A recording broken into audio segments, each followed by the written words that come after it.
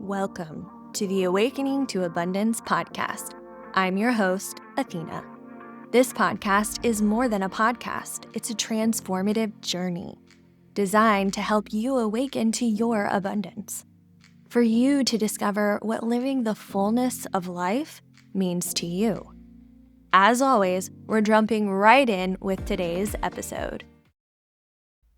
Welcome to another episode of the Awakening to Abundance podcast. This episode is actually expanding upon the previous episode, which is episode 42. But you don't have to have listened to episode 42 to understand episode 43. Essentially, what we talk about in this voice note from the past is romantic partnerships, romantic relationships, and the role that wholeness plays within them.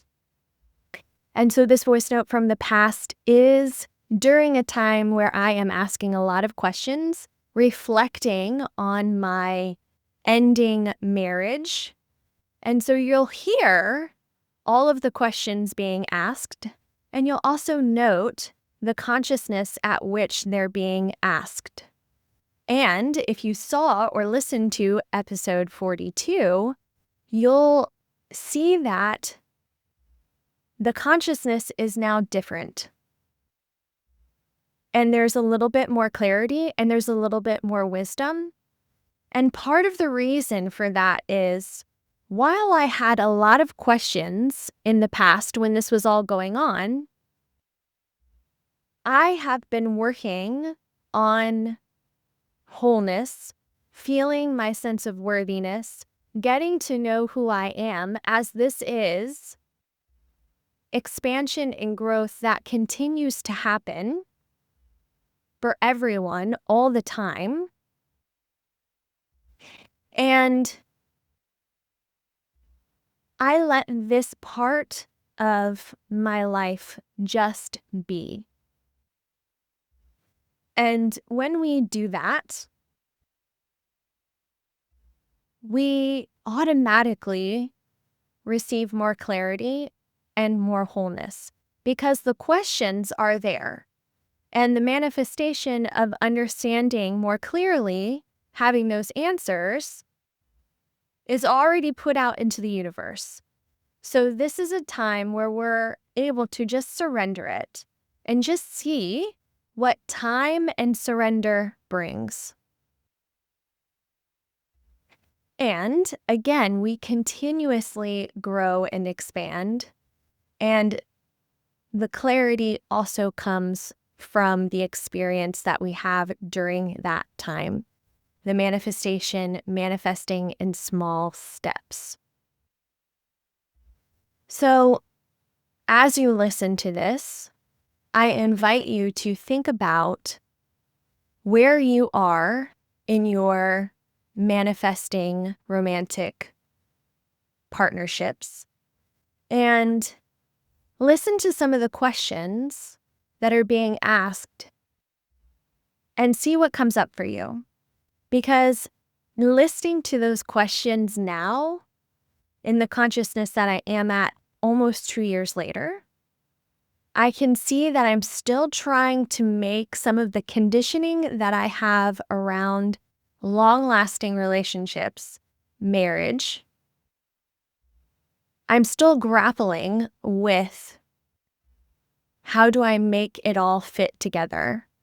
And where I am now is a much more expanded view where I'm not necessarily looking for a husband or even looking for someone to compliment me or even looking for a long-term partnership, right? When we have all these preconceived notions about what partnership looks like, we have to really check in to see, are these preconceived notions something that are really my preferences, or is it something that is conditioning from the past, programming from the past? And that's okay if it is, because it's very difficult for us to move out of that conditioning and programming.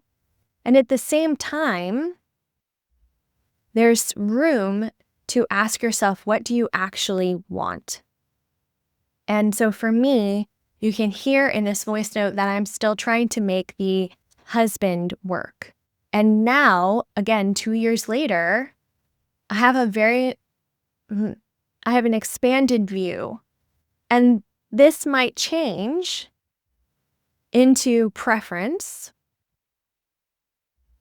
but the expanded view allows me to play out of the conditioning and programming where I am now to actually formulate what I prefer.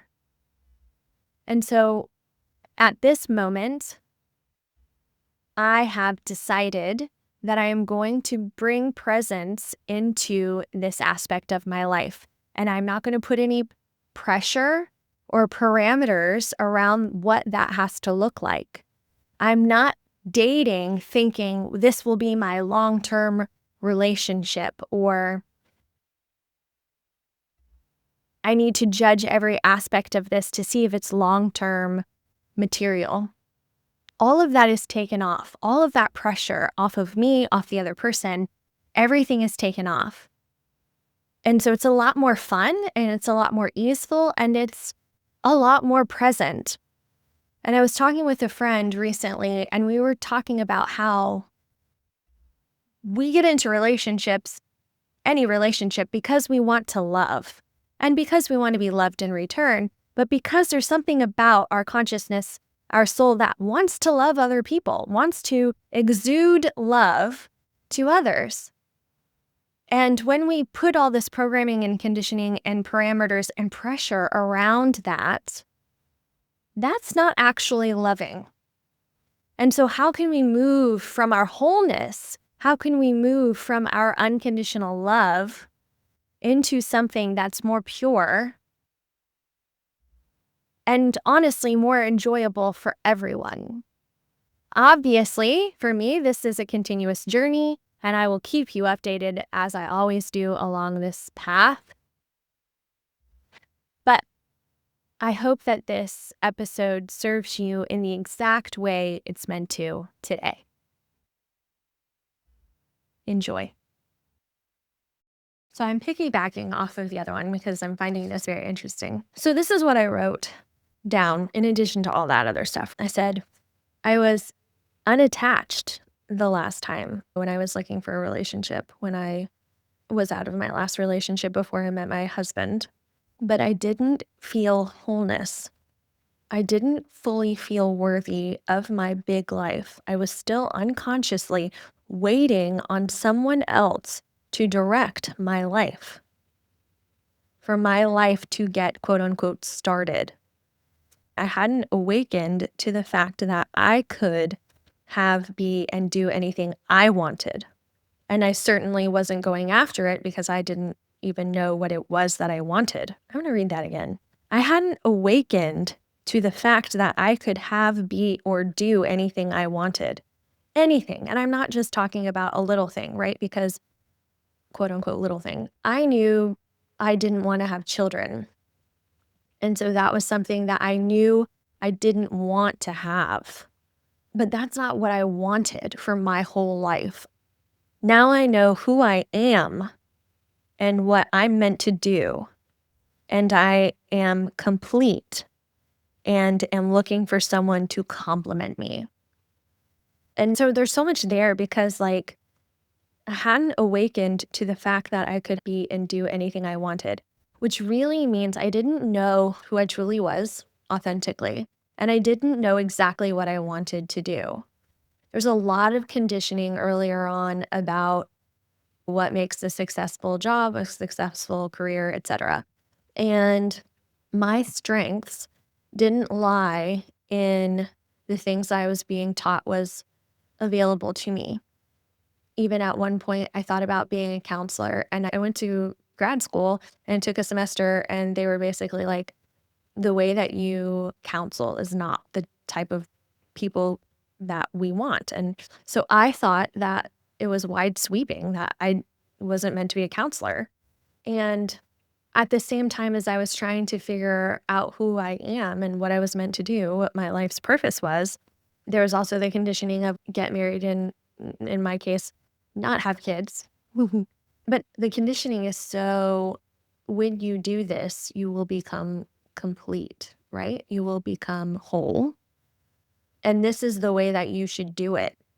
And it's so not true. And then it also puts this pressure on us to find, this one person or this one career thing that I'm supposed to do. So then we try to do it all when we're super young, and that doesn't work out at all because we don't know who the fuck we are. And we're being told that we're incomplete. And it's, oh my God, I have to do this because I want to feel complete and I want to feel whole.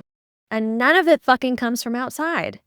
So anyway, there's that. And then the other thing that I'm thinking though too now is no wonder fucking marriages fail 50% of the time because we don't actually know who we are and what we want. Because if we don't have our own selves figured out, it's going to take a lot of growth and expansion and change to get to a place where we finally do. And sometimes we don't do that at all. We just continue to live in the idea that I'll never be able to fully do what I want to do or be who I really want to be because of blank. And so some people never ever get to a place where they even allow themselves to be their most authentic selves. And then so how can we expect, if we're not our most authentic selves, for somebody else to come in and love us in a whole way, right? If we're not whole, if we're not feeling whole, then how can we put that on other people to love us into wholeness, right? No wonder we have so much codependency, because if I'm being told I'm not whole and I don't feel whole and I'm looking for somebody else, that other half, like my better half, right? And then on the flip side of that, if we're always continuously growing and changing, even if we do know who we are and what we want to do and who we want to be, then how do we pick somebody who is willing to be on that road with us?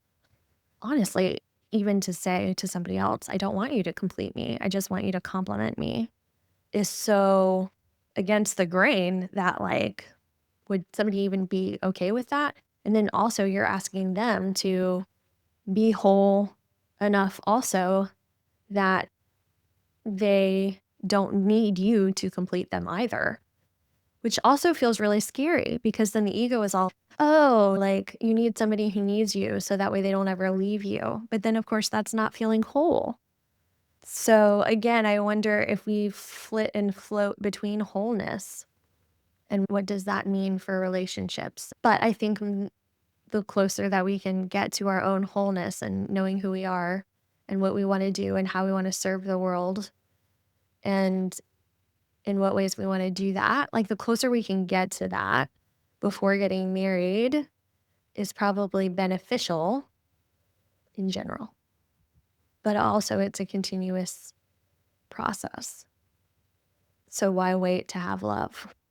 So interesting. Such interesting questions, especially for me right now in my process and attracting and manifesting and stuff like that. I'm just very curious about all this. Thank you for listening to this podcast episode and being part of this community. I want to hear from you. Did something resonate with you in this episode? Are you experiencing awakenings or synchronicities in your life? Email me at podcast@abundancewithathena.com or DM me on Instagram at abundancewithathena and share with me your stories. And until next time, keep awakening to the abundance that's always within you.